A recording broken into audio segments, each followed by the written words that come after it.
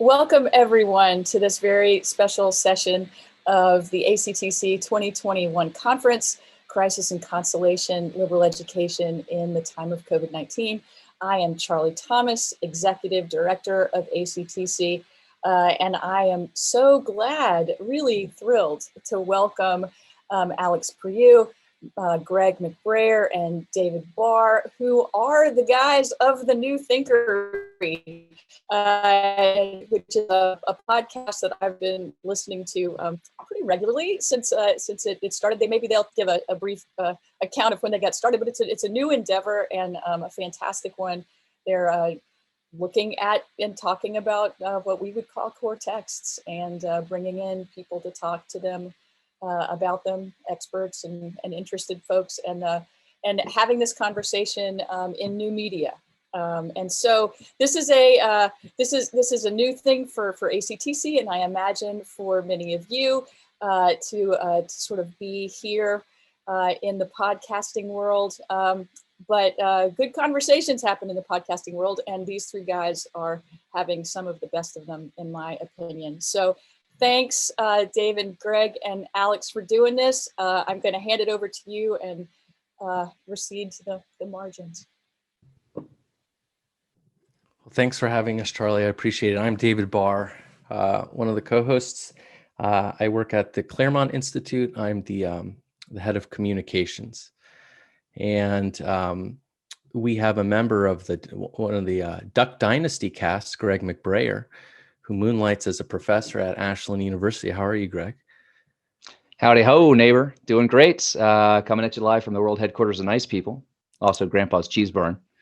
Yeah, and I'm happy that you're wearing a sports jacket, but you haven't shaved your beard. Yeah, I'm actually supposed to be recording a video. I'm re-recording a part of a video that we did for Ashbrook, where I work.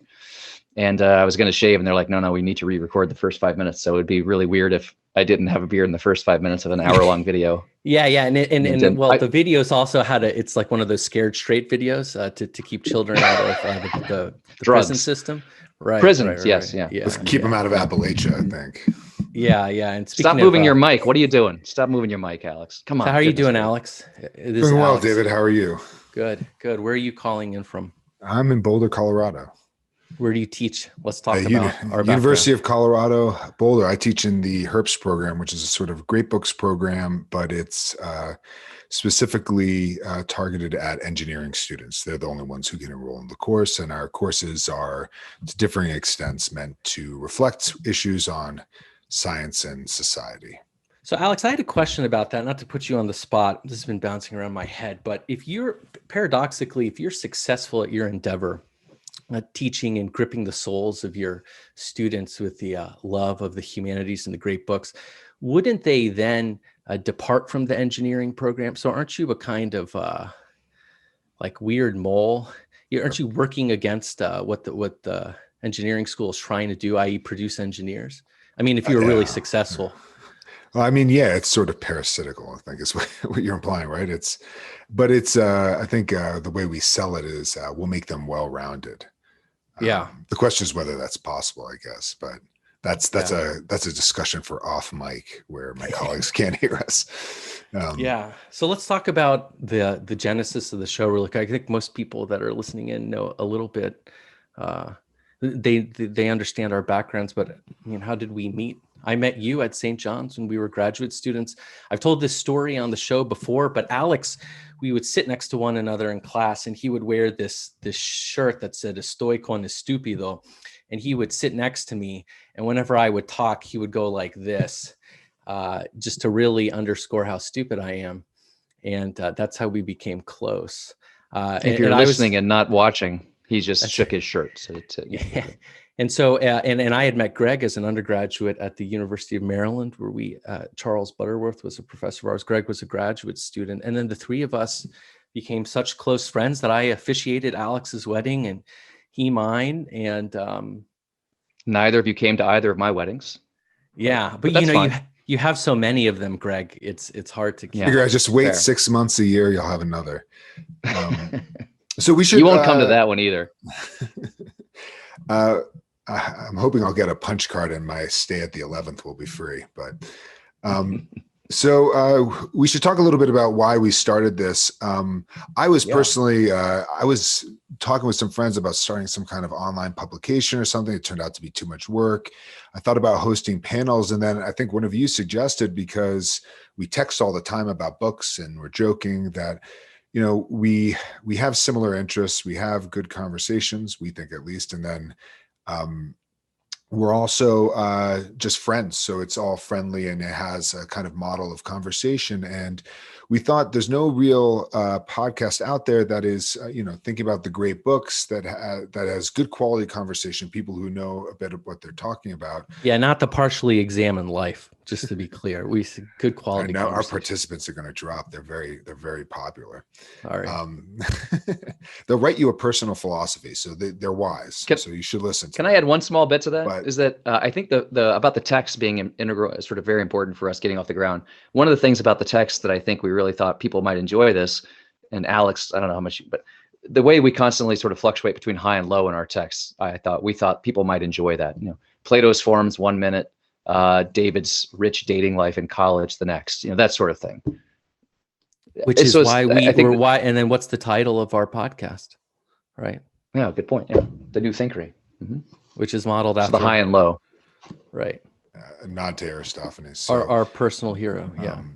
So that's what we decided to do, and it's been a lot of fun, and I think it's great. I think the feedback has been it's always encouraging, because you kind of just record them and send it out in the ether, and then you see that people are downloading it. But getting feedback is always great.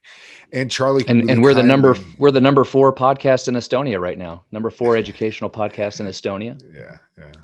And Estonia is a hotbed of education. So can I add one more thing? Also, another. A part of our project is to record. We've started to do more interviews, and part of what we wish to do is capture the voices and approaches to these texts that we love, especially from older generation of professors who are in their 70s and 80s. And so we're trying to have as many of these folks from that generation on as possible, and that's kind of just, I don't know, like the historical side of what we're doing to ensure that they're great. The models of scholarship wax and wane, and they can become forgotten easily in a generation or two. And so we, wish for somebody like Michael Davis's voice, never to be forgotten. Same with Butterworth, etc. So that's part of what we're trying to do also. And also, David, you've had some bad news from your doctors lately, so we want to keep a record of you. I appreciate that. So should we go into why we chose Rousseau for this? David, you want to say why for this conference? I don't know. I didn't select it. Well, it's just a wonderful The theme work. is crisis and consolation, liberal education in the time of COVID-19. And I think we're all doing a lot of stuff on Zoom, right? And I think one of the things that's interesting about Rousseau's First Discourse, it is really the first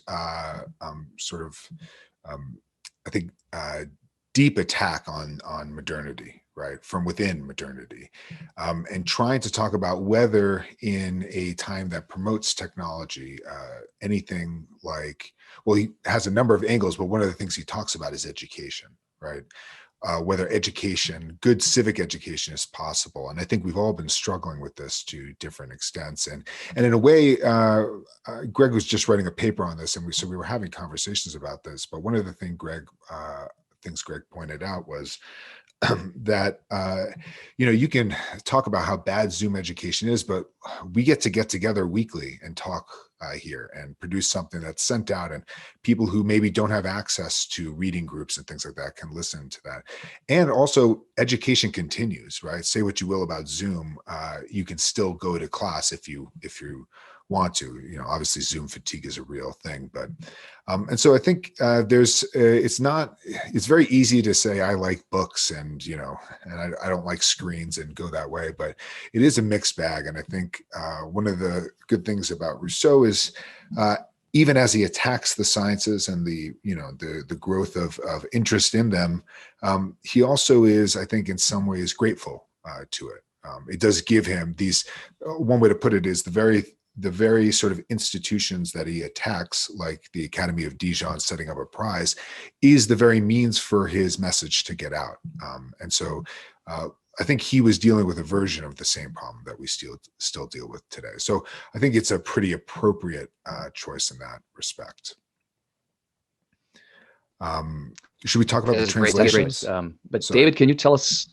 I was going to ask David if you'd tell us who Rousseau is for the listeners. We all know. This is what's great about. And Alex, stop moving your mic. Jake's going to have to blast that out. Shame on you. Anyway, sorry, David, go ahead. I don't know. I lost my train of thought. Who is Rousseau? You had some interesting. So he was born in 1712, right? I mean, this is what I was going to say. That we're also pleased to be at ACTC because, like unlike APSA, we would have to go into this whole biographical foray into his background. I don't know what to say other than he is, aside from Nietzsche, one of the one of the most enchanting philosophers, I think, to read, rhetorically extremely powerful. And his books, if you range over the history range over Rousseau's works, and I think that Christopher Kelly from Boston College through Dartmouth Press has assembled all of them. They're wonderful. He's written on everything from botany to like musical notation. He's written the Emile, which is a kind of novel, but not really. He has, works like The Social Contract and the Discourses. He wrote the most widely read and highest selling novel of the 18th century, the Julie, which is an epistolary novel of all things. I'm forgetting. He wrote 3 autobiographical works. The Confessions is his best known, but then he has one called Rousseau, Judge of Jean-Jacques. I think I got that right. And then his final work, which is one of my most favorites, The Reveries. So his mind, and he's an autodidact, right? So you learn from reading his Confessions, which incidentally, I should say that Rousseau's a bit of a fabulist. It's hard to tell what he's invented and what's true.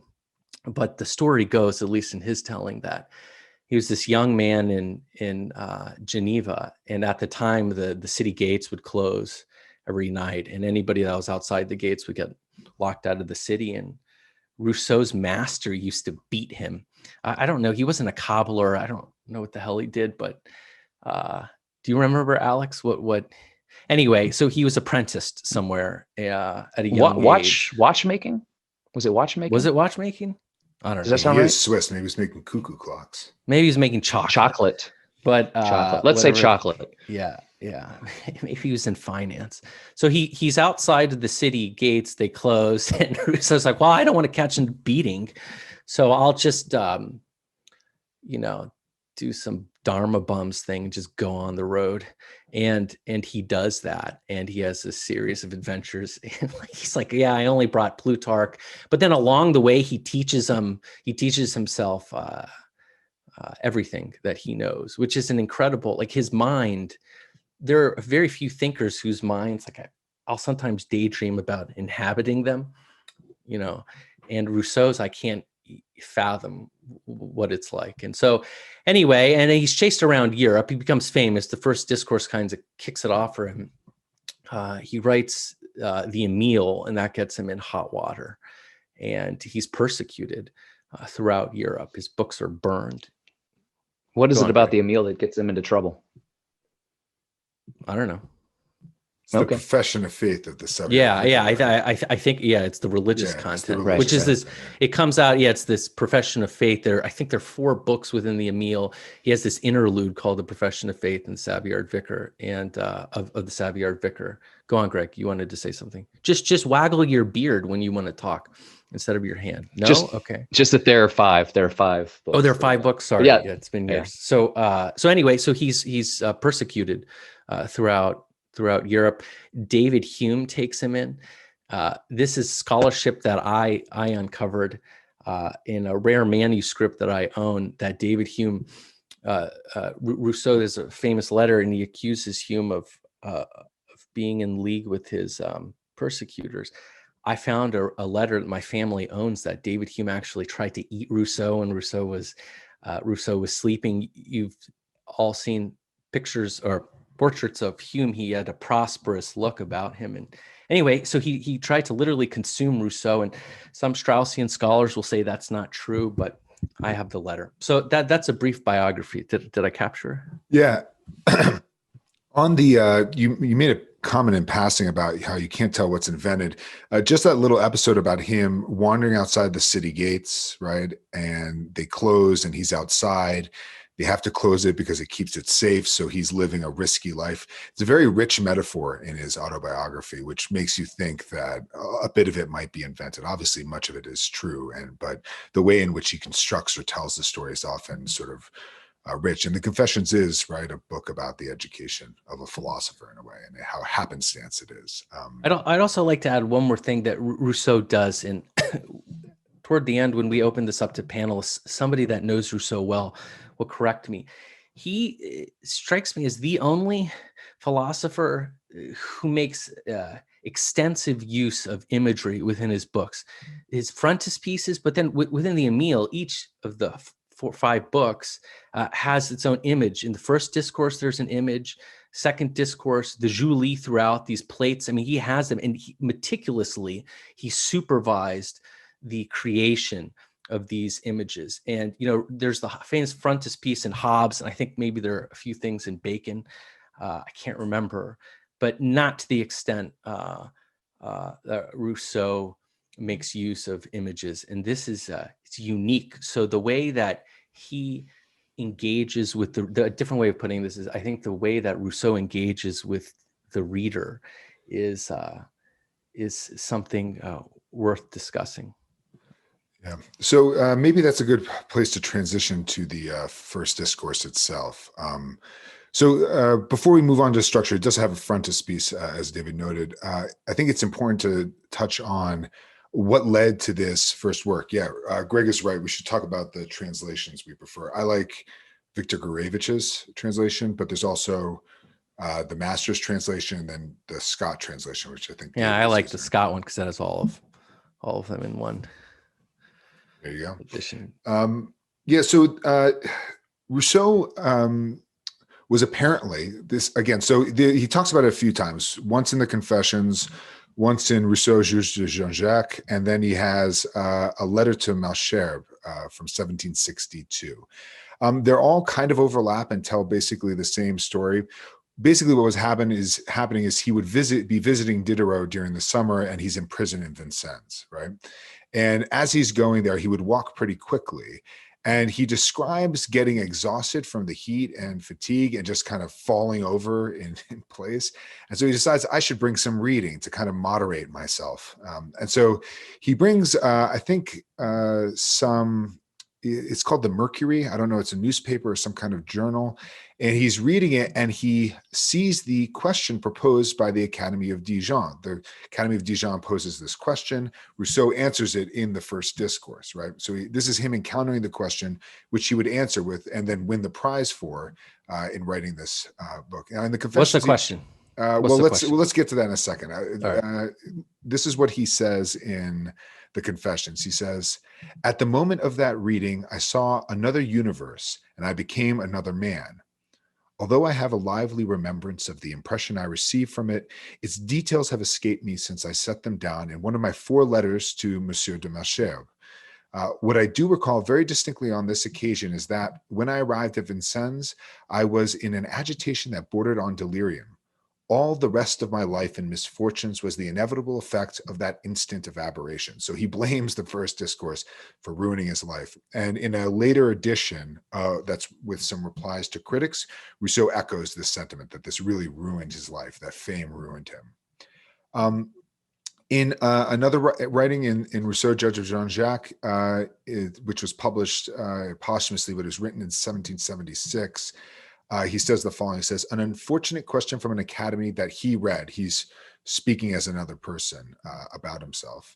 In the Mercure, suddenly made the scales fall from his eyes, unscrambled this chaos in his head, showed him another universe, a true golden age, societies of simple, wise, happy men, and fulfilled in hopes all his visions through the destruction of the prejudices that had subjugated him, even him, but from which at that moment he believed he saw all the vices and miseries of the human. And he says in the letter, he echoes it again, and he uses this phrase multiple times, opening another universe, ruining his life, right? All of that sort of stuff. So this is a really reoriented thing. He credits what he learned during this walk when he was just reflecting.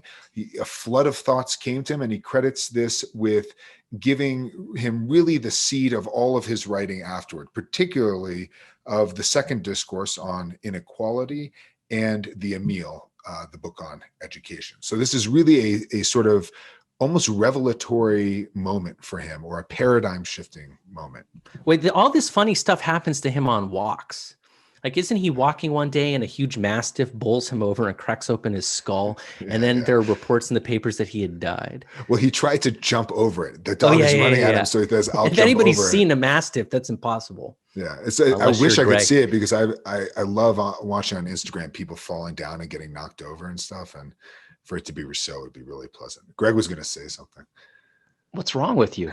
You two are vicious. You two are proof that advances in learning leads to vice. You are living embodiments that Rousseau is correct on this point. Says the rustic expert in animal husbandry. That's right. I was just going to say, it's strange that he traces the writing of the First Discourse. It's strange that he traces his misery to this, insofar as it was originally published, it seems to me, anonymously, right? It's just attributed to an anonymous citizen of Geneva, which maybe we'll talk a little bit more about that. But I just thought that was a small point before we get into an overview, of the text. Yeah. So it was published in 1751 anonymously, right? And he just identifies him as citizen of Geneva. I then found later in 1751 another edition, still identifying himself as citizen of Geneva, but some of his it contained responses, and the people responding identify him as Rousseau. So he was anonymous, but it didn't last that long. It turns out not very successful. Yeah. No, not very. Just like these days on the Twitter, all these anonymous accounts don't expect to stay anonymous for long, right? Well, but then the second discourse, he affixes his name to the second discourse, right? But he published it anonymously, but he showed it to Diderot and to other people as well, asking what they thought. So I think, the intelligentsia must have known who it was, all the French philosophers. Can I, one more small point on this is that by a citizen of Geneva, he affixes to several of his writings, but not all. And at one point he says he affixes them to the works that he thinks would bring pride to Geneva. So if one were interested in pursuing this Rousseau scholarship, there's a way of dividing some of his texts, those to which he affixes citizen of Geneva and those that he leaves it off. So that's interesting. Okay, so the structure of the work, let's talk about that a little bit. Again, so there's a title page which identifies the discourse as follows. It's called the Discourse on the Arts and Sciences, or the Sciences and Arts, but really the title is Discourse which won the prize of the Academy of Dijon in the year 1750 on this question proposed by that same Academy, whether the restoration of the sciences and the arts has contributed to the purification of morals, by a citizen of Geneva. So you can see that we call it the First Discourse because he wrote, two main ones, but four at the beginning of his career. And but it's just presented as a discourse that won a prize, right? And in response to a particular question. After that, there is a short preface. There he praises the question. He reflects on how his answer will put him at odds with his time. And then he notes that he's made some changes.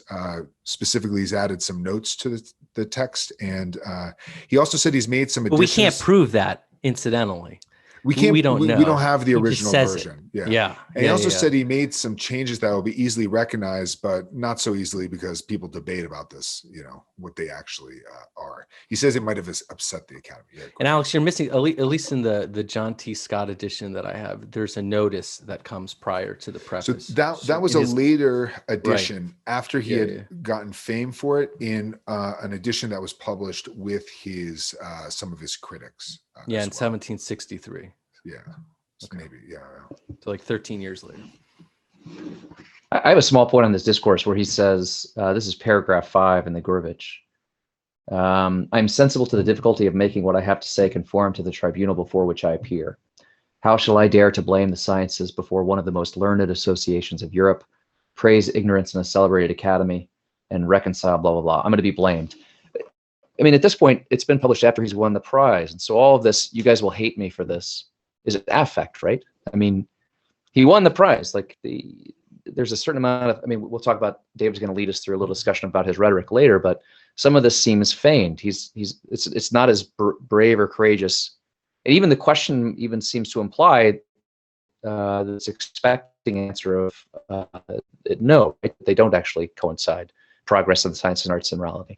So, I mean, I don't know. What do you guys agree with that, or what do you make of this? Oh gosh, you'll be mad at me for saying that it doesn't lead to progress and.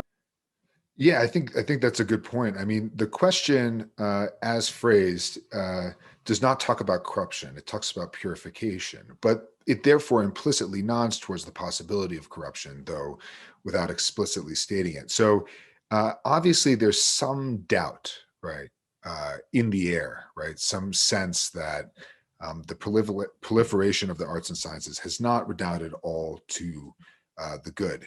And so there is a bit of it. I think a lot, and this gets to a bigger question that I think we should return to throughout as we go through this.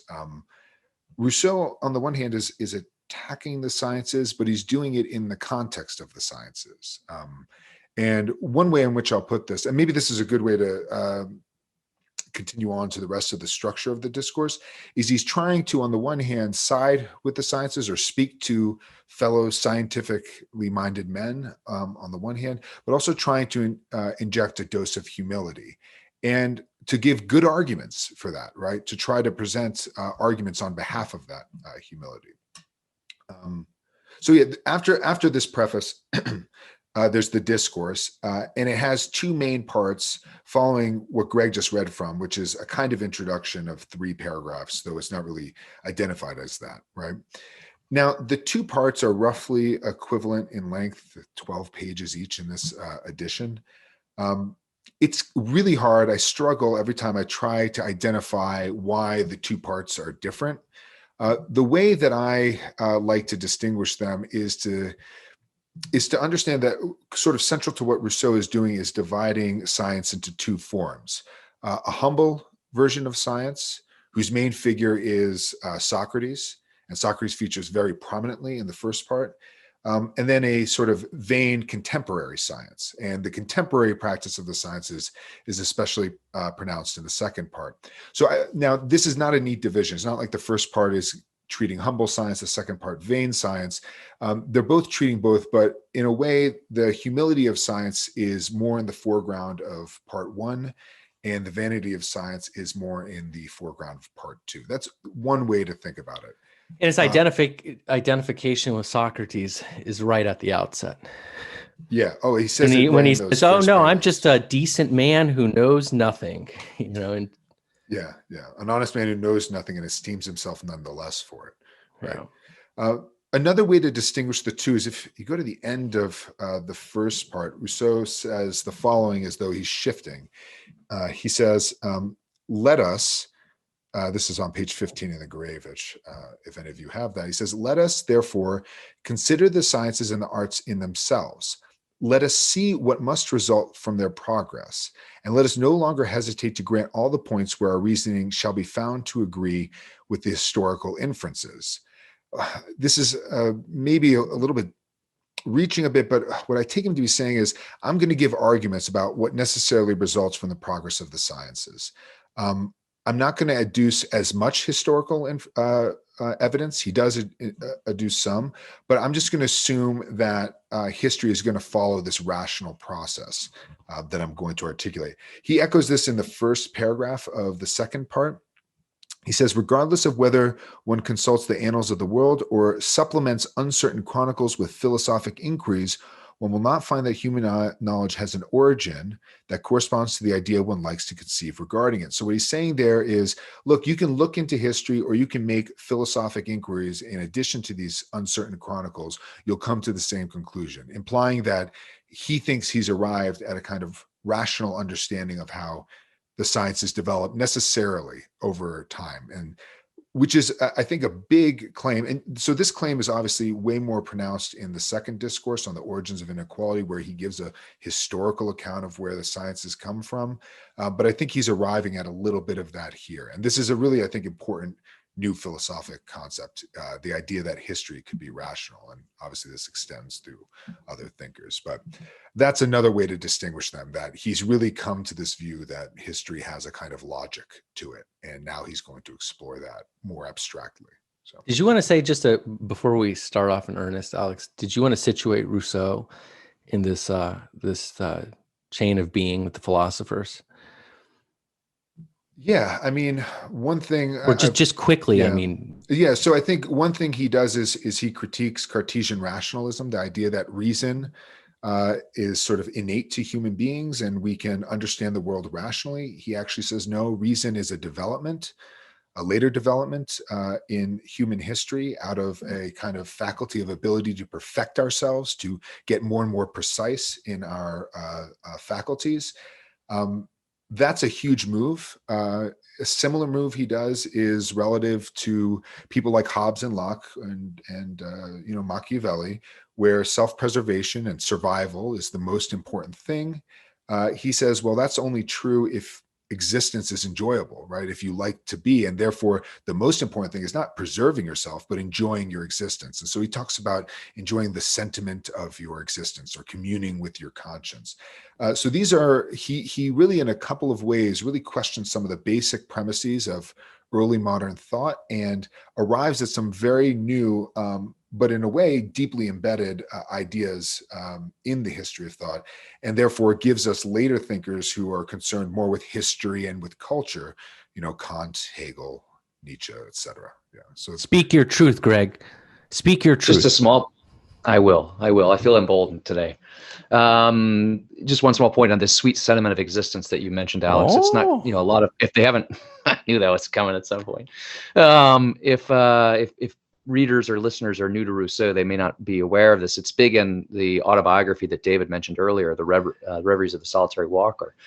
So I'm just going to give the example he gives as to what he means by the sweet sentiment of existence. He gives the example of floating down the river in a boat, lying on your back, sort of quasi-awake, quasi-asleep, like kind of falling asleep, but still awake enough to be aware that you're alive.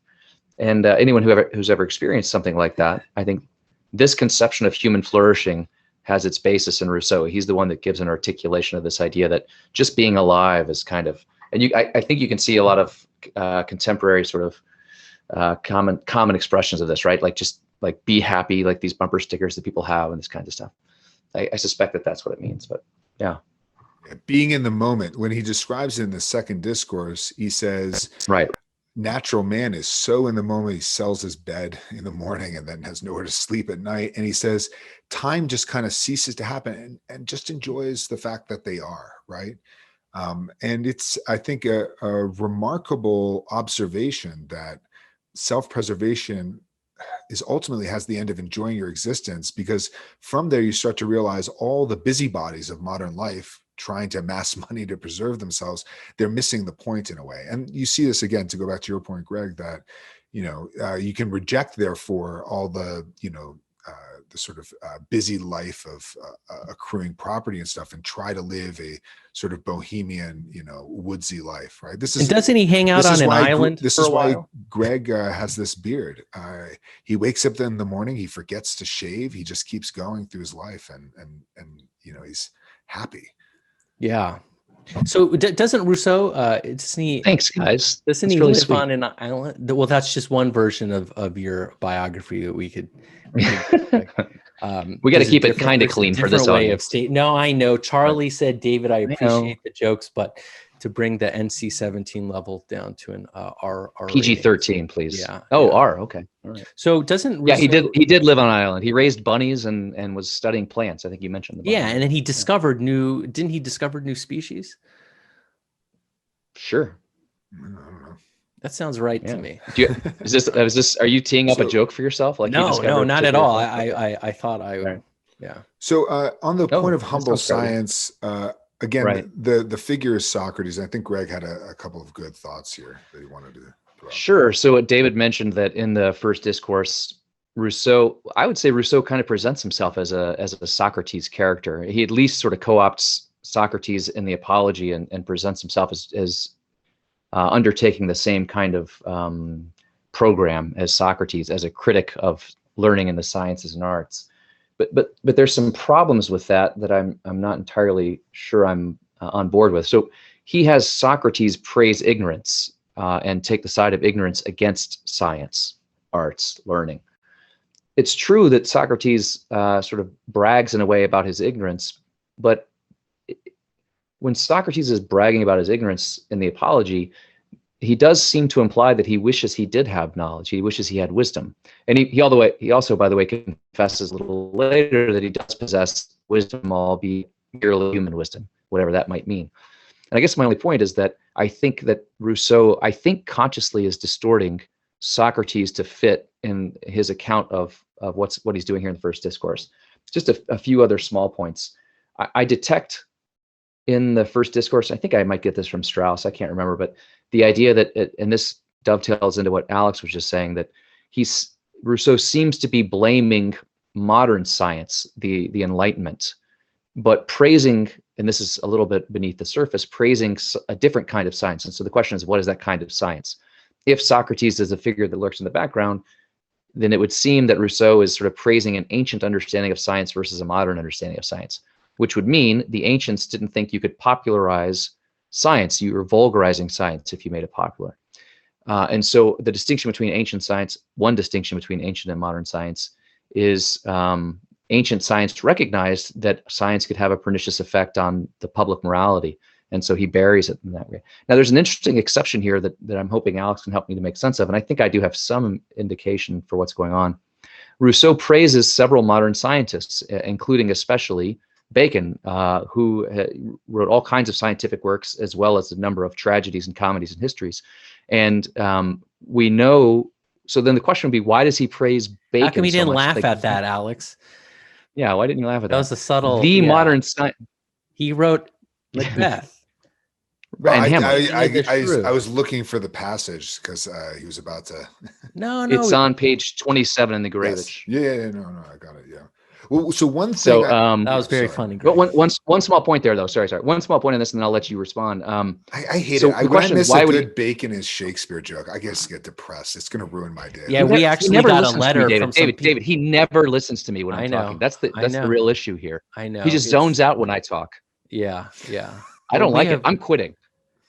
Oh, wow. Not right now. Well, we have a number of participants. Let's get Tom Cleveland in here. I'll see you later, Greg. Hey, he's pretty smart. Oh, he can be so much better than me. Yeah, he has a lot. He's good. So question. on his Anyway, I want to make that last talk Bacon about joke the letter we David got makes from a the joke. Shakespeare people. Whenever we bring up the Bacon is Shakespeare, which we have textual evidence for, we invariably get a pissed off letter from Shakespeare lovers, and that's it. Oh, okay. That's the story. I thought you had another okay. Secret family letter, but no. So on the sympathy, Alex, wait. One small point before on the Bacon, real quick. So the question is, why does he praise Bacon if Bacon is like the modern scientist? And I wonder if it's because Bacon doesn't still subscribe to the idea that science is the privilege of the elite. We did the episode on the New Atlantis, and even though Bacon does want to popularize science in some regards, he still thinks that it should still be to a great extent hidden from most people, right? The scientists sort of rule secretly, it seems. So that's at least part of it. And he proposes that on page 27. He said, "Let learned men of the first rank find honorable asylum in there the king's courts, right? Let kings therefore not disdain admitting into their councils the people most capable of counseling them well. Now, so to go back to Socrates on this point, he really adapts Socrates' speech from the Apology, right? His famous divine mission. He goes to the politicians, then to the poets, then to the artisans, and he makes some crucial changes. One is he leaves out the politicians. He's changing my line. He's changing my line here. What's that? You're stealing it. Oh, you can go through this. This is on the Bacon point. That's why I'm bringing. So he leaves out the politician and he changes the artisans to artists. So that is just poets and artists, right? Yeah. Didn't Greg come up with that? I didn't come up with it, but I was supposed to talk about it. He's always stealing the good lines. Well, you told me to talk about Bacon. I'm quitting again. Second quitting. Why don't you talk about this and then I'll a lover's quarrel. A lover's quarrel is before us. I'm just kidding. Keep going.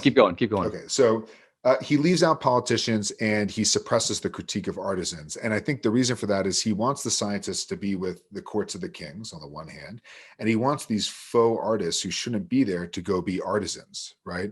And so he's appropriating Socrates in a way that's, I think he's more akin to Bacon in certain respects, or maybe he thinks the Baconian solution is the best possible now, though he has sympathy. Maybe Greg can, yeah.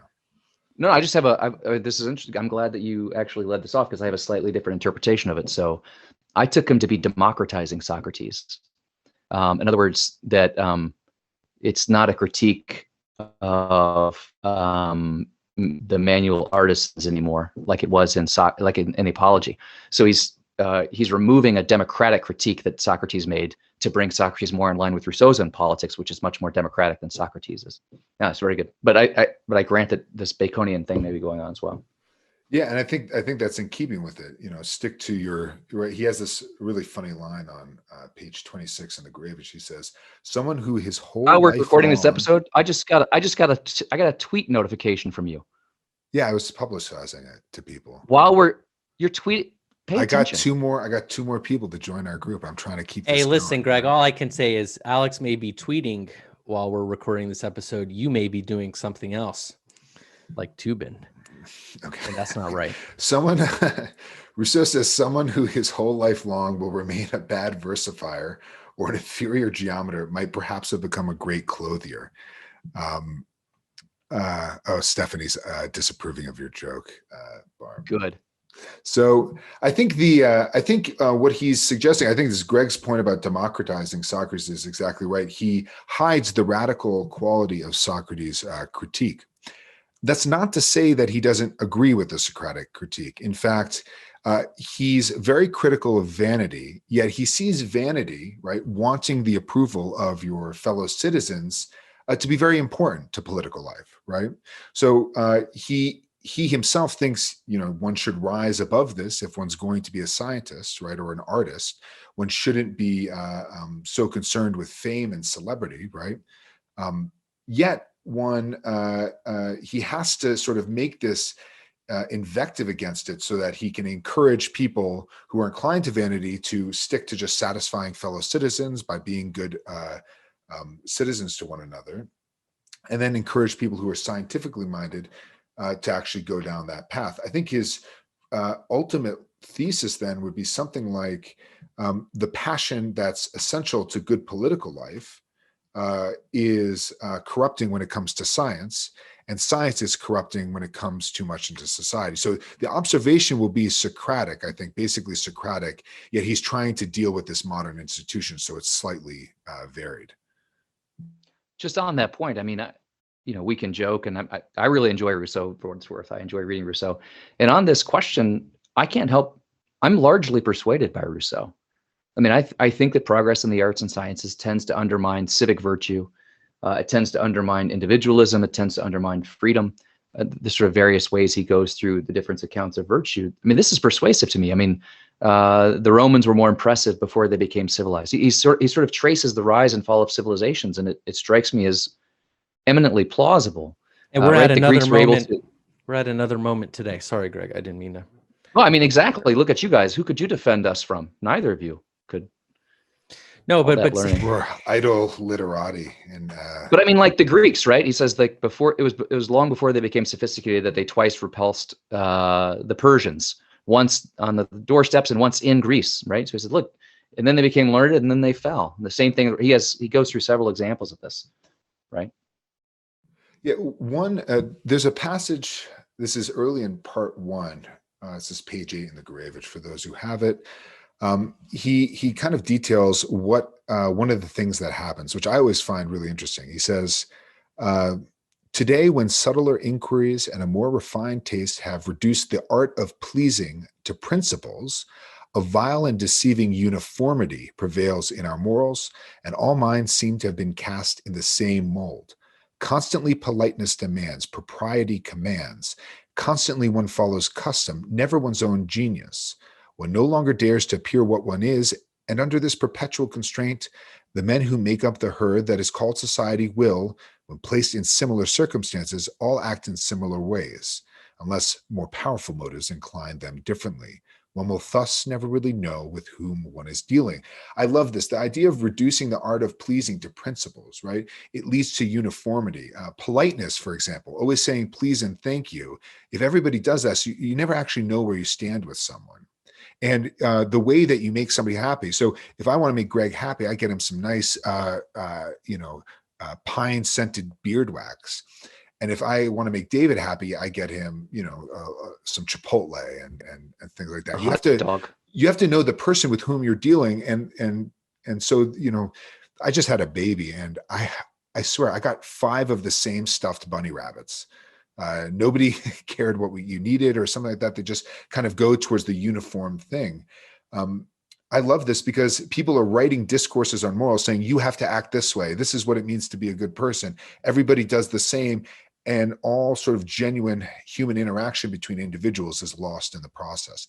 This is what happens when literature or arguments, which are necessarily generic, come into into political communities where human interactions can be very individual and circumstantial.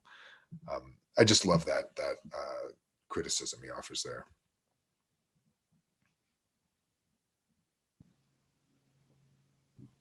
One thing that we have in the run of show that David and I have touched on and talked about a lot is, and this is related to his "I'm a learned man critiquing learning," is Rousseau's the way he derides the philosophes, right? The class of self-styled philosophers in France. I've been working on this petty thesis that I have, and David seems to be somewhat amenable to it. That at various times historically, the name of whatever the activity of philosophy is, whatever name it goes by, sometimes falls into disrepute, and so that philosophers will sometimes go by different names. And so here we are. We've all granted that Rousseau is a philosopher, and yet here he is openly mocking the people who call themselves philosophers. And we've talked about this before. I think we recorded our episode on the Agricola. I mentioned that I wonder if some Roman historians, because philosophy had come to be completely legally forbidden, if they just put the title of historian on themselves. In other words, they were doing philosophy, but under another name, just like Rousseau is doing here. Even Socrates himself, right? The sophoi, the wise men, got bad names. And so perhaps even the term philosopher might already be a sort of changing of the name of what it is that these people do. And so, and with the ubiquity of how many people call themselves philosopher nowadays, I wonder how meaningful the term is. And so just thinking about, even again here, this idea that there are people who attach to themselves all the accoutrement of learning and wisdom, and they don't actually have the learning or wisdom or the virtue. And I think that's another indication of it here. I think Rousseau does see, he's throwing himself in league with Socrates. He must see himself as a philosopher, even though he despises the philosopher. And at one point he says, I forget the quote, but something about genuine philosophy, blah, blah, blah, blah, blah. So he does seem to distinguish the philosophers from the genuine philosophers.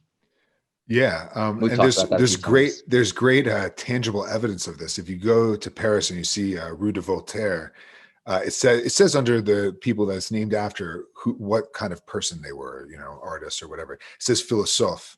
Under Rousseau, it says he was an author or writer or something like that. He would have preferred it that way. Yeah, I think he would have preferred it that way. Sure, I'm sure he would have. Yeah. Yeah, and so he talks about distinguishing the title. This is, I think, early in part 1, distinguishing the title of philosopher from genuine philosophy, which I think is related to this point about Bacon, right? That Bacon is a rare exception to these people. In part 2, he gives, and this is maybe more along the lines of how this work is a seed for his later studies. He critiques the contemporary landscape, social landscape, on a number of points. First, he talks about civic virtue, right? The military virtue is in decline, right? And he gives credit to warriors, but he says it's nothing like what the Romans had. But he ultimately says this is because of a decline in education. And he talks about the models, the sort of aberrations that are put in statues, in writing, and in painting, right? And in general, then he moves on to the people who make these things, right? The so-called wise, and he criticizes them too. So if you really just lay this out, he's critical of its effect on politics, and specifically the military. He's critical of its effect on education, and he's critical of its effect on philosophy. When you start asking, well, where does Rousseau treat these issues and try to propose solutions? We're talking the social contract, his work on politics, the Emile and the Confessions, his works on education and philosophic education, the Reveries, Rousseau, Judge of Jean-Jacques. All of a sudden, so many of his works come into the fold, and you can really see that Rousseau is here laying the grounds, sort of laying out the problem in such a way that he's given himself a massive task ahead of him. And this is in line with a remark Rousseau makes somewhere, I forgot to look this up, where he says, I'm a systematic thinker. It doesn't look Which, that by way. the way, is like when you It hear seems systematic thinker, you think of Kant. Yeah, Kant or Hegel or something like that. But Rousseau's system of whatever, I think there's a book by Kelly on the Confessions. I don't know if it has the word system in the title. Sorry, Alex, I didn't mean to interrupt. And really quick, since I am interrupting you, there's a St. John's tutor named Jeff Black who has a commentary on the First Discourse. I helped him with the footnotes. I didn't do any thinking. I just typed them in a computer. But I thought I would throw that out there because it's a very fine book for anybody that's interested in a book length treatment. Yeah. Sorry. And so he doesn't look like a systematic thinker because he writes dialogues, kind of novels, epistolary exchanges, treatises. The Social Contract is a treatise, but it's like self-consciously fragmentary. It's not complete. These are like literary, as a sort of array of literary genres. They run the gamut. And how can this be systematic? And yet, when you look at the problems, despite the literary form, when you look at the problems, they are really all sort of, there is a thread that runs through most, if not all of his thought, the problem of vanity. So you're saying, Alex, to start here for anybody interested in Rousseau? I think here in the Second Discourse, here's the problem. The Second Discourse gives you the depiction of happiness. Everywhere else he's saying, where can we be happy? How can we be happy in the contemporary world? And you don't get a lot of very good answers. But I always thought that the Emile, I thought I read somewhere where he says the Emile contains the whole of my thought. But I obviously can't remember the Emile since I said it only had 4 books instead of 5. Maybe I can. We should put a bow on this so we can go to talk about podcasting and and we should say as Greg moves on, just to our listeners, start filling on the Q&A with some questions so that when we're ready for it, we have something. They don't have to do with the questions. Don't need to pertain to Rousseau. Yeah. And if you want to come up and talk, we can make you a participant too. If you'd like to know what kind of oils Alex uses in the morning on his bald head, that's a fair question.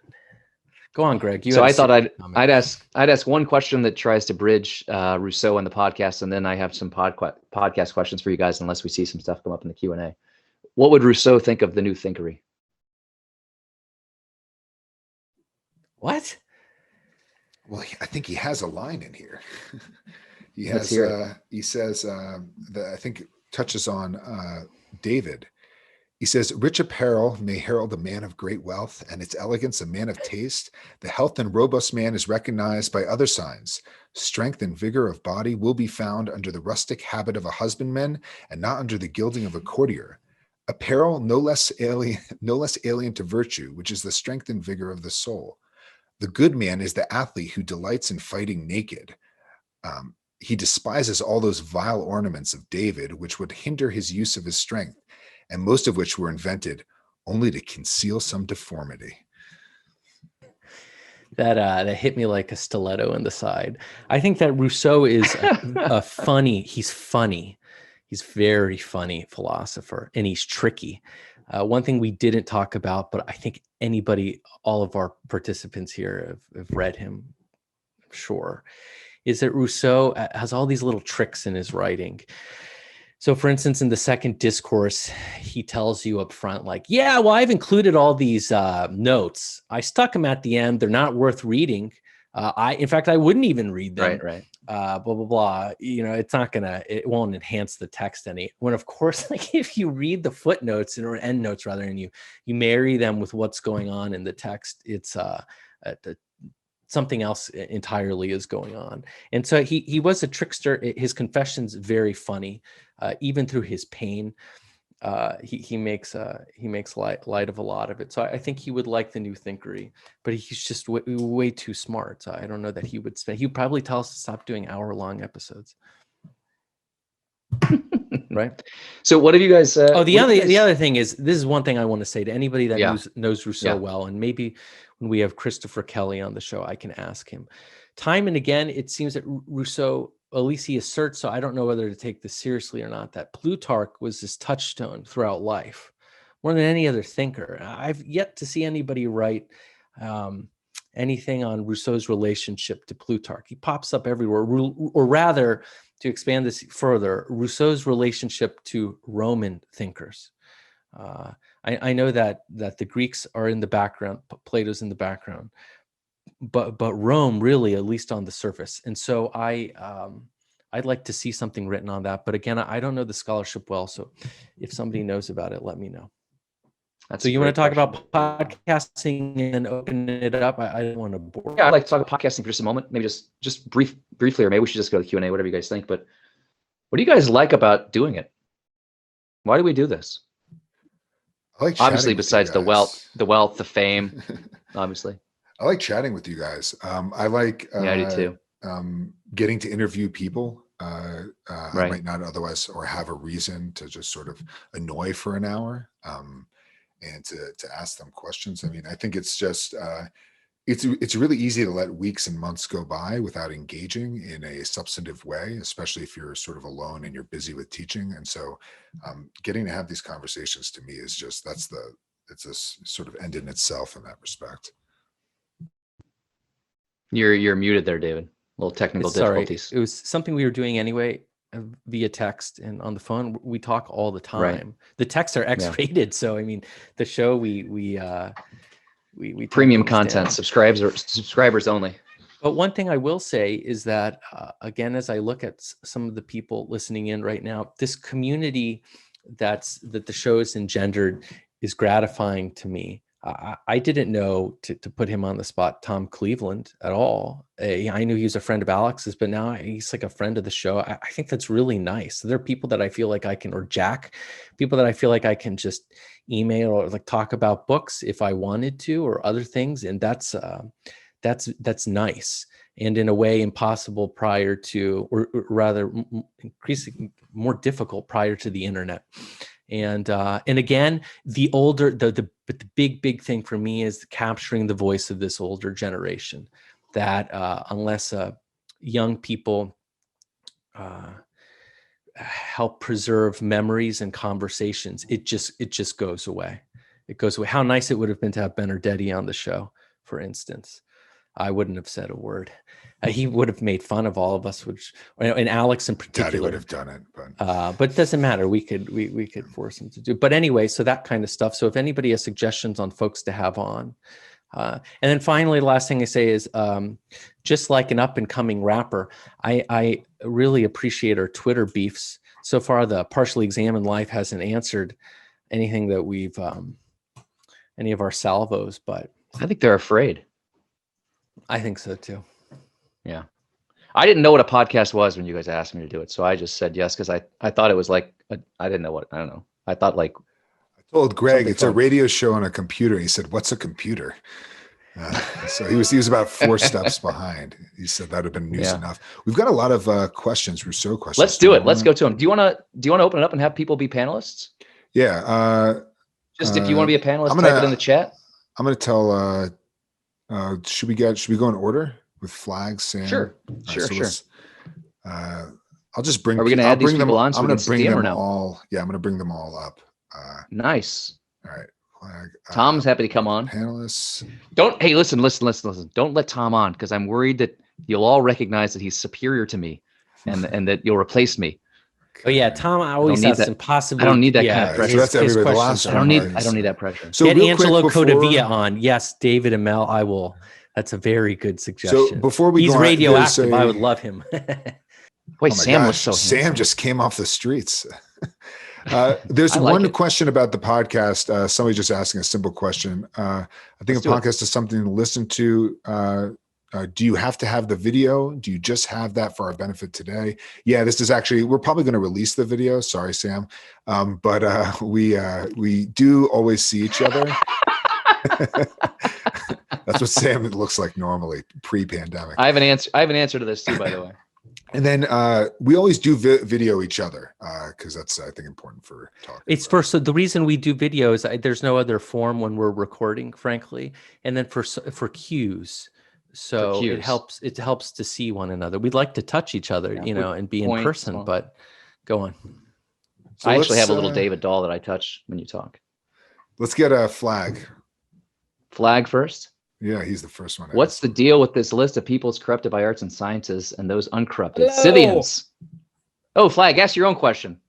Yeah, well, I wasn't sure if you wanted me to do this, but yeah, my question is I actually taught this book this semester, and the students were puzzled by this list of peoples he goes through to test his general proposition, right, about the arts and sciences corrupting these peoples, and then also has a list of peoples that remain uncorrupted and good that then presumably we should imitate, and it includes the Persians, the Germans, the Scythians. And so I just wondered what you guys make of this list. I know you guys have read Herodotus, and the Scythians seem to be a bizarre people to invoke. So just curious about your thoughts about that list of peoples. And before Alex, we answer, before Alex or Greg, Flag, what's the name of your new podcast? Speaking seriously, I'd like to promote it for you. Oh, my podcast, which isn't started yet, is called the Enduring Interest Podcast, about kind of forgotten books. Thank you. Thank you. Very nice. I'll take a. Ooh, maybe he's made for it. Anyway. I'll take a crack at this, and I'll let Alex answer the Scythian part. But I was struck by. We talked about how he sort of co-opts Socrates and uses Socrates for his own purposes. I think he does the same thing with these lists. When he mentions the Persians in that context, he had previously mentioned an allusion to Xenophon's Education of Cyrus, one explicit, and then another one later that I think is not actually from Xenophon, but from a Montaigne's summary of Xenophon. So in any event, it's like a fictionalized account of Persia that he's praising. Maybe Alex can talk about the Herodotean account if that lines up. But in other words, I wonder if these peoples aren't being idealized in some ways by authors, and that's the version of them that he's using. But the Scythians, I mean, the account that I know, I'm familiar with them. They're like barbarians. I mean, they're nasty people, right? They kill you and then turn your head into a drinking cup, which David once did to a colleague in college. But otherwise, I think this should be frowned upon. Is that a Paraguayan joke? It was some kind of a joke. Do you have an answer for the Scythian? I don't. I mean, no. Alex answers all the Persian questions, Flag, because his that's fair. His ancestors Xerxes. So. Well, as a Persian, and we all know the Persians failed to conquer the Scythians. They're nomadic. It's kind of hard to conquer a nomadic people. They just kind of keep walking, and you keep walking out. That's what happens in Herodotus book 4. I don't know. The Scythians are brutal. I mean, the head thing is just one example of a lot of the violent stuff they do, and they're a notoriously poetic people. But I don't know what Rousseau's sources are. I mean, he relies on Montaigne quite a lot, and so yeah, I have no thoughts on that. That's an elusive. It's just one line in passing, so it's very hard to know what to do with it. He praises the Franks as well, Frank Flag Taylor. Do you have any answer? Do you have any suspicions here? I counted, by the way, 9 examples, and the central example is the Roman Empire. I don't know. See, Greg, almost every time he gives lists, there's sorry, I like to count things. Yeah, he gives odd numbered of lists and everything that I went through. Greg is our resident numerologist. We were reading recently. It's the one thing I'm good at is counting things. And he's like, Bar, and he calls me in the middle of the night. He's like, did you ever notice like they're like, 13 letter R's on this page, and it just gets really obscure. And then he starts trying to tell my fortune with this numerology, which is I was just reading your medical charts. It's easy to tell your fortune. That's funny. So what's the next? What's the I next think question? Sam is up next. Yeah, Sam. Yeah. Hey guys. So I've always been perplexed by the ending of the First Discourse. And so I just wanted to ask you what you make of this reference to Bacon, Descartes, and Newton as preceptors of mankind. He suggests that they should be counselors to kings and that they'll improve the world and make humankind happy. And so that seems to me to cut against his critique of the sciences. And it also seems to cut against this hypothesis you guys posed that Rousseau is an advocate of the ancients over and against the moderns. And so what do you make of that? Sam, I didn't advance that theory. These two did. That was me. I did it. So Alex, don't you think Rousseau leave me- is? I always paired the ending with what he says at the very beginning, that he doesn't write.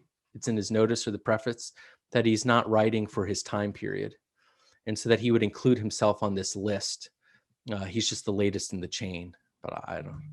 So That's kind of facile. There's a passing comment on page 24 that this might be making too much out of one thing, but he says, when he's talking about what science ought to do, he says, those among these associations, the academies and so on, that will select for prize competitions honoring literary merit, topics apt to revive the love of virtue in citizens' hearts, will show that such love reigns among them and give peoples the altogether rare and sweet pleasure of seeing learned societies dedicated to disseminating among kind not only agreeable enlightenment, but also salutary teachings.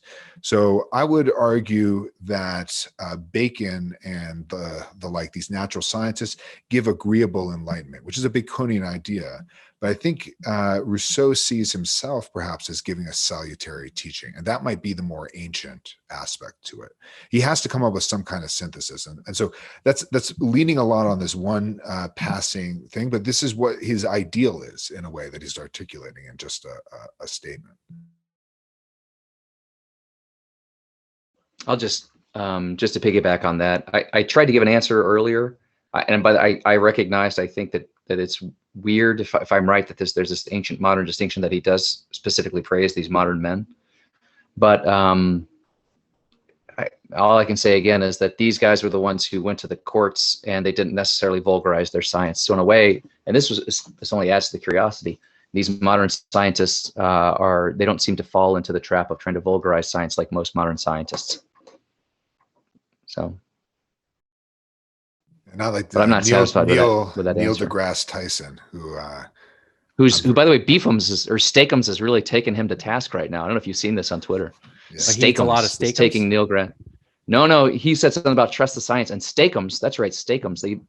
This old-fashioned food that no one remembers. They take him to task for epistemology. They're like, you don't just trust science. Like that's not what science is. Like you do experiments and it's constantly in need of adapting. I think Tom retweeted it for what it's worth. He's nodding yes. No, and then Tom started tweeting at Steakums to try to open up questions of science. Maybe we should let Tom. I think he was just trying to get Steakums. One of deGrasse Tyson's theorems, probably.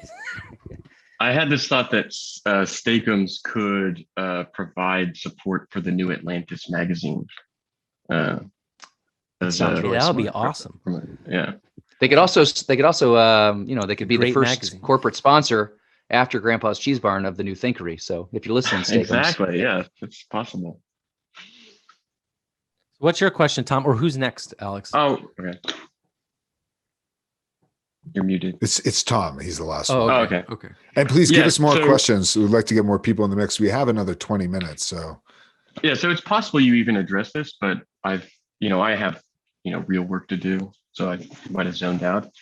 But it seems to me that there's a kind of, if you're asking what causes corruption, the first thing is inequality, or you could go even behind that and say, like, what causes inequality, or what's connected with inequality is vanity or the desire to distinguish yourself from another. And it seems to me that the main problems with science are subsequent to that.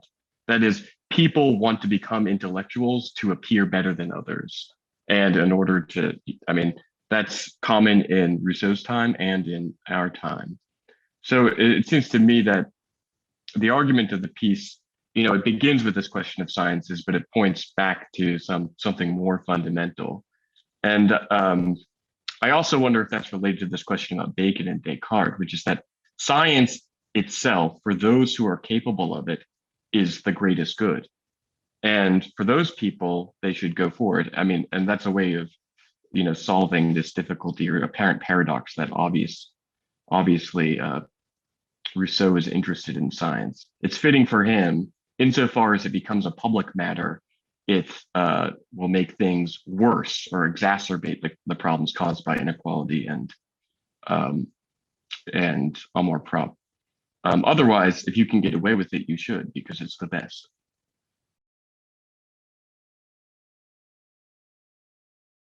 Alex is shaking his head no. Yeah, no, I think that's right. And that's what I meant by vulgarizing science. That I think you're absolutely right, Tom, that science should be the preserve of those few rare souls who can actually do it. Like Bacon, Descartes, Newton, and Socrates, I think, and Rousseau. But that for most of us, we should just leave it alone. Yeah. Take that, Bill Nye. Well, I was shaking my head at Greg because I thought he was pointing it to me to talk. I think the second discourse question is really important because he does say again in these autobiographical reflections that what he came up with here gave him, he says, I haven't even written a quarter of those thoughts in my lifetime. So, but part of it is the second discourse. There's a couple points where he seems to start to tread on the territory of the second discourse, which goes back to man in the simplest times prior to any civilization in the state of nature. On page 7, this is early in part 1, he says, before art had fashioned our manners and taught our passions to speak in ready-made terms, our morals were rustic but natural, and differences in conduct conveyed differences of character at first glance. Human nature was at bottom no better, but men found their security in how easily they saw through one another. So there's a kind of standard there of whole transparency, of being able to tell someone's heart from their countenance.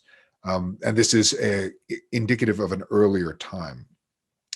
If you jump forward to page 20 in Gurevich, this is in part 2, he says, one cannot reflect on morals without taking delight in recalling the image of the simplicity of the first times. It is a fair shore adorned by the hands of nature alone, toward which one forever turns one's eyes and from which one feels oneself moving away with regret. That's the rhetoric of the second discourse right there. So I think you're right that the whole idea of vanity and amour propre, right?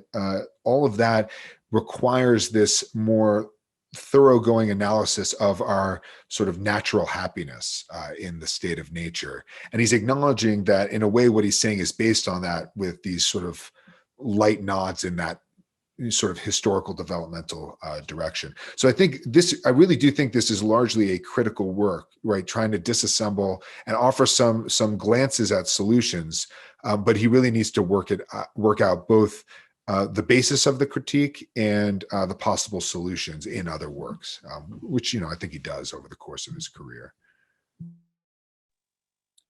I'm hesitant to jump in here. It's a little bit of an intimidating crowd, but I do have a question if this fits in the order of things.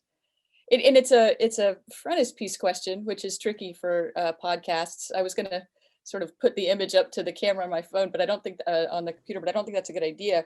So I'll just try to describe it a little bit. David opened the door to these questions. So you've got this image, this engraving of Prometheus holding a torch over the head of maybe a boy. I'll talk about that in a second. And then a satyr reaching up toward, oh, here we go. Yeah, a satyr reaching up toward the fire. And then we get a note on page 16 of the Gurevich that says, it's easy to see the allegory of the Prometheus fable, and it does not appear that the Greeks who nailed him to Mount Caucasus thought any more favorably of him than did the Egyptians of their god Thoth.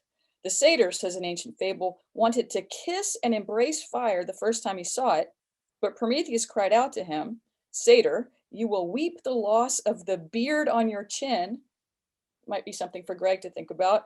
For it burns when you touch it. This is the subject of the frontispiece. So, okay, so you've got Prometheus, clearly identified as Prometheus, a satyr clearly identified as a satyr, both of them interested in the fire, which is being held above the head of this boy, maybe boy. The boy's standing on a pedestal. And here's maybe a book for Flag's project. Vico's New Science has a frontispiece, 1740. Oh, so yeah. not too long before this. Yeah. And there's a whole iconography of frontispieces. So maybe both Vico and Rousseau are drawing on the same sorts of things. But my hunch is that there's some Vico kind of lingering a little bit behind the iconography of this frontispiece. And if that's right, the centerpiece of Vico's image is a statue of Homer. It looks like Homer, but you look at it a little more closely and you realize it's a statue of Homer. And one of the ways you know that is because of the pedestal it's standing on. And you have that here. And so maybe that's wrong, maybe that's right. But if you have Prometheus and a satyr and a statue of a boy, you have no natural man in this image at all. There's no human being depicted at all. There's a construction of an unformed, or not, at least not fully formed human being in between this sort of the sandwich of higher and lower gods. And again, neither of which is Olympian, which might be interesting. So, I mean, I just wonder if this, first of all, if you guys have any other thoughts about the frontispiece and how it relates to the discourse, but secondly, on this idea of the human being constructed. That is, that there's this image of the human rather than the human, this image of what it might mean to be a natural man rather than actually a natural man, whether natural man is even available really when one sort of starts working on Rousseau carefully. But before We should have had Charlie on. Yeah. Go ahead. Charlie, I want to say thank you very much. I totally forgot about Vico. And in fact, in my ignorance, for some reason, I placed Vico as after Rousseau. You're absolutely correct. And if I remember correctly, he spent something like 100 pages interpreting his own frontispiece. It's amazing and really difficult. And his New Science, is that the name of the book? Yeah. So thank you very much. That's right. And it's 1741 is the sort of definitive edition. He writes and rewrites that book. So it's 9 years before the competition. It's pretty current. So my guess is it's on Rousseau's radar.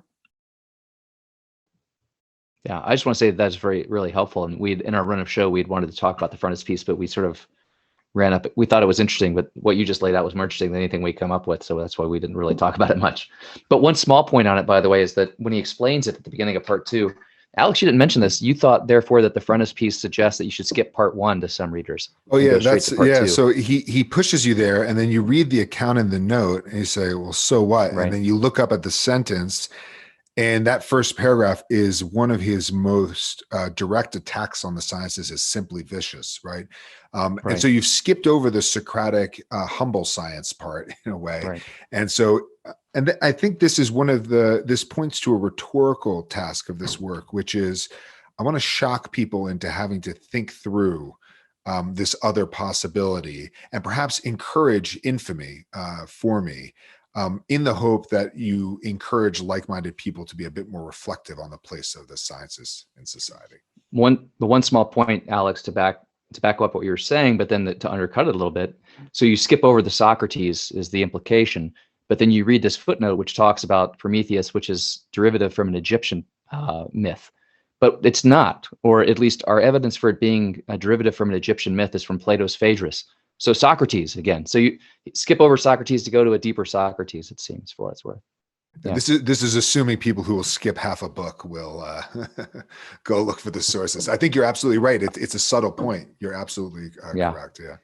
The other thing to say about frontispiece, this is not philosophically deep, but I think that I looked this up because I wanted to get a few for my house, not the originals. I'd love to steal one from Dartmouth. I think so. What I was going to say is I think they're all housed at Dartmouth. So if anybody's is it New Hampshire, check it out in their library. It's cool to see. But what I do know is that, or I learned this from a podcast that John T. Scott was on with another, what the heck is it called? Political Theory podcast or something like that. He wasn't on ours? No, but we should have him because he has a new book that I'd love to read this new book. It's about, I think, Rousseau's manner of writing, but his presentation, the structures of his book, it's really cool. It sounds very interesting. He's on the Political Theory Review with Jeffrey Church. What was my point? I apologize. Oh, just the care with which Rousseau oversaw the creation of these pieces of art that adorn each of his book. He's very, very meticulous.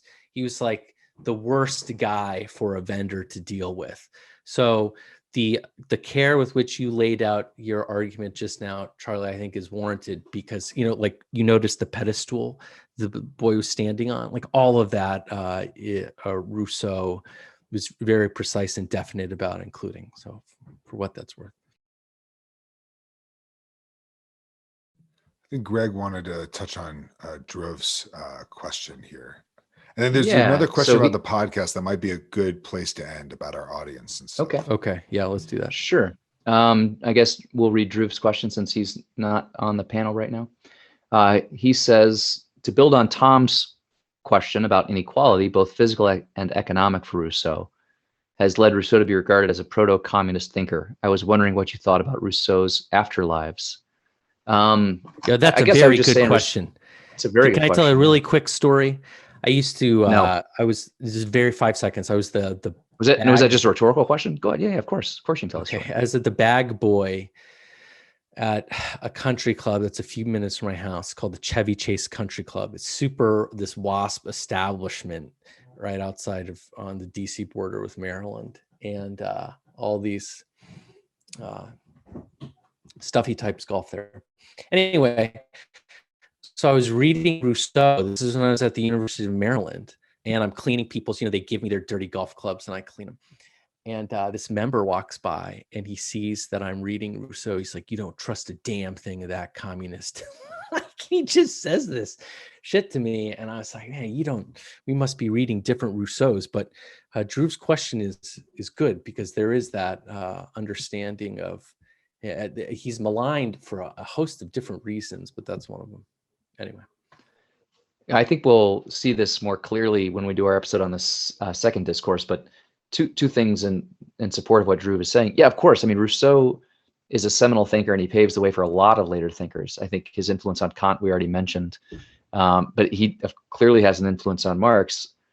Alex talked about this a little bit earlier, that Rousseau seems to be the guy who's first recognizes, and actually Charlie in the statue comment is pointing in this direction as well, that man sort of changes over time. We're no longer natural men. And so man changes over the course of history. And if that's right, then Rousseau points to a sort of historical understanding of man, even if it's not quite there in him, maybe it is. And so, yeah, Marx, insofar as Marx subscribes to this sort of idea that human nature changes over time, or that there is no human nature, strictly speaking, he points there. And of course, the very famous line at the beginning of part 2 of the second discourse, Rousseau says, the first man who, having enclosed a piece of ground to whom it occurred to say, this is mine, and found people sufficiently simple to believe him, was the true founder of civil society. How many crimes, wars, murders could have been avoided had we just not listened to this imposter? And so, yeah, I think Drew is absolutely right that you see a lot. I mean, even Rousseau's praise of Sparta, right, tends toward this communist, tends in this communist direction. So I think that Drew is right that one can see antecedents of communism, later communist thought in Rousseau, but also romanticism for what it's worth. Yeah. I mean, he gives birth to a host of new things. Go ahead, Alex. Yeah. And I think both thinkers have essential to their thought the idea of alienation, right? One crucial difference is that Rousseau, despite putting so much emphasis on history, is not a historicist. And unlike Marx, he does not think happiness can be found in a sort of final political state. I think the social contract is a fragment for a reason. It doesn't work, right? He doesn't complete his political philosophy. It's not perfect in any way. And so where happiness is to be had is, I think, a private or individual theoretical activity as opposed to a sort of public thing. There's a question about humble and vain science, but in line with this, the idea of humble science is deeply, I think, related to Socrates, but also to Kant, right, who cuts off the noumenal realm, right? This idea that reason needs to understand its own limits and therefore stick to them. I think is Rousseau is really concerned with the vanity of the intellect. I think Kant is in his own way, though maybe Sam Snooze. could correct that. So we have one more question. It's just about our audience. This is anonymous, so I can't bring them up. They said, I know anyone We love both can of our listen. audience members. Yeah, I know anyone can listen, but who do you consider your primary target audience? It seems other professors, tutors, yes? It doesn't seem geared to helping the average student appreciate these texts more generally. Is there one that does that? Are you doing anything differently today than you would normally do because of the ACTC audience? I think this is an important one to... The last part is no. This is exactly how we would run the show. We haven't False. censored ourselves in any False. way. Not true. What? Anyway, We do censor ourselves. No, I'm saying today, right now, what we're recording, we're putting out as an episode. I haven't censored. Oh yes, I see. All right. I haven't censored myself in any way. This is exactly what you're hearing. Is exactly how an episode is run. And I guess we may each have different interpretations. And you're right. It's not necessarily geared toward high schoolers. Then again, it's not necessarily geared toward Tom Cleveland either because of his massive noggin. But we hope that both can appreciate some of what we're doing. We're doing this for our friends or for ourselves. Again, there's the historical aspect, which is capturing the voices of professors that we love, and hopefully younger professors and younger folks that are doing good work. We hope to get to that in the future. But this isn't geared down in any way. I think it's geared at level. We each play different parts. So I'm not an academic. Right. So I try and ask questions that sound rudimentary, like, oh, so where would you situate Rousseau and Pantheon? Like, Tom knows where to situate him. I keep using Tom because I'm staring at his background as I look. But anyway, I'm rambling. What do you guys say? Sure, non-St. John's. So Stephanie is clarifying. She goes, I don't mean high schoolers per se. It's just about non-St. John's college students. We do try and give some background to a work so that if you were to read a text that we discuss and listen to one of our episodes, our hope is that you would gain something from it and that anybody can learn. I'll just, I don't know if what I say will contradict what David says or if it's complimentary, but I suspect, and I'll sometimes perform this role too. Like sometimes Alex will say something like, well, this is like Sofer Sunni. And I'm like, Alex, nobody knows what Sofer Sunni is out there. So what does that mean in English, right? And so I'm actually, look, this has been a real treat doing this show. It's been a lot of fun. I don't want to stress this too much, but one of the deepest sources of pleasure is just getting together with David and Alex, and the three of us get to talk about philosophy, which is something that we haven't been able to do except over text. But I think our audience is quite varied. We get emails all the time. We get tweets. Like, we have people who never went to college who listen to us. We have medical doctors who listen to us. We have lawyers, bankers. We have people who are currently undergraduates. We've had graduate students contact us. We have other professors listen to us. And my hope, and this, I guess this does complement what Dave was saying, my hope is that if you haven't read the text, if you have read the text, you'll still be able to get something out of it. By and large, we try to pick stuff that one could reasonably read. That's not always the case, but like, we'll pick an essay or like the First Discourse of Rousseau. It's 20 some odd pages. You could read that. When we do bigger books, we try to split it up. I think we're going to do a series on Republic in the fall. But I don't know if Alex wants to add. And I'll just say one other thing to contradict David. Like, I censor myself a great deal. When we originally came together with the idea, it was the texts that we send forth, which are a lot more vulgar than I'm comfortable being in public, for example. So there's at least that.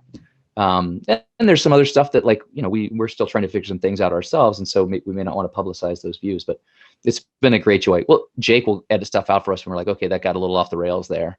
We need to bring that back. But usually it's more or less specious accusations against one another, but it's not that we make a joke at one another's expense. It's the 10 minutes of droning on and on about a particular person's disease that they may or may not have contracted.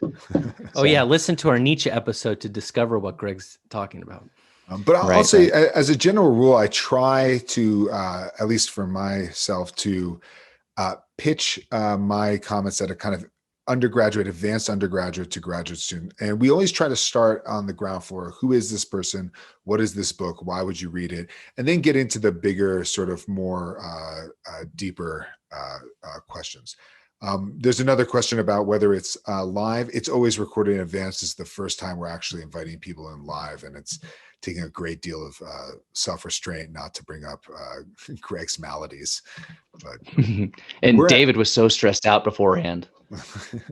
So I think we're at time. I don't know. Do you guys have anything you want to say? No, I'd like to say I think we should thank you to Charlie. Say thank you to absolutely. Charlie, to our producer Jake Gannon, and everybody that attended today. And to the audience, yeah, of course. No, that's what I mean. Yeah, grateful. You guys are our friends, and just I'm thankful. Thanks, everybody. Yeah, Thank you so much for doing this. It's been great. Yeah, to Sam too. Yeah, thanks to Sam for being so polished for today's episode. Hey, that was great. The ACTC is better for having you guys do this, and we appreciate it very much. And it was a lot of fun. So thank you. Good. We hope so. Thanks.